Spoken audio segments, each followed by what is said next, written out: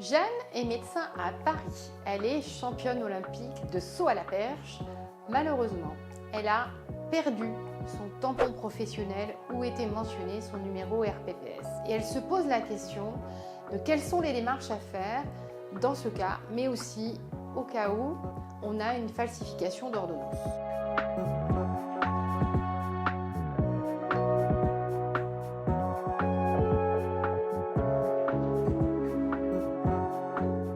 En cas de perte du tampon qui va comporter le nom et le numéro RPPS, ou en cas de vol d'ordonnancier, ou alors lorsque l'on a une suspicion de falsification, voici la démarche à suivre.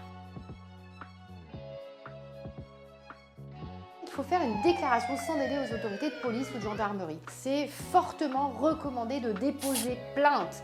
N'acceptez pas l'agent qui va prendre uniquement une main courante. Vous allez recevoir, en fait, en déposant la plainte, un procès-verbal de déclaration de vol ou de falsification, de suspicion de falsification.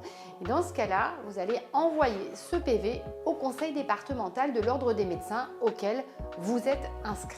Vous pouvez également adresser votre plainte directement par lettre recommandée avec accusé de réception au procureur de la République.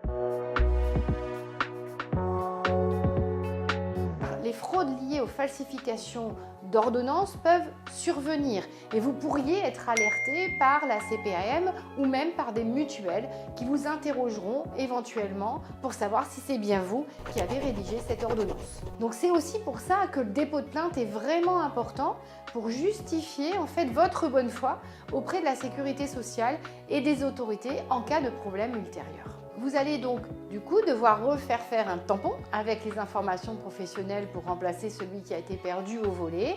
Et lorsque vous allez signaler cette problématique à la CPAM, si vous êtes encore sur des ordonnances papier, demandez à la CPAM de fabriquer de nouvelles ordonnances à votre nom. Celui qui va en fait utiliser le tampon ou falsifier les ordonnances alors qu'il n'a pas la légitimité pour le faire risque des infractions pénales assez graves, donc notamment faux et usage de faux, 3 ans d'emprisonnement et 45 000 € d'amende, ou l'escroquerie qui va jusqu'à 5 ans d'emprisonnement et 375 000 € d'amende. Il s'agit aussi de fraude envers l'assurance maladie avec des sanctions pénales et administratives qui vont du remboursement des sommes perçues ou des médicaments obtenus illégalement, mais aussi en fait des sanctions pénales par rapport à ces fraudes envers les organismes de sécurité sociale.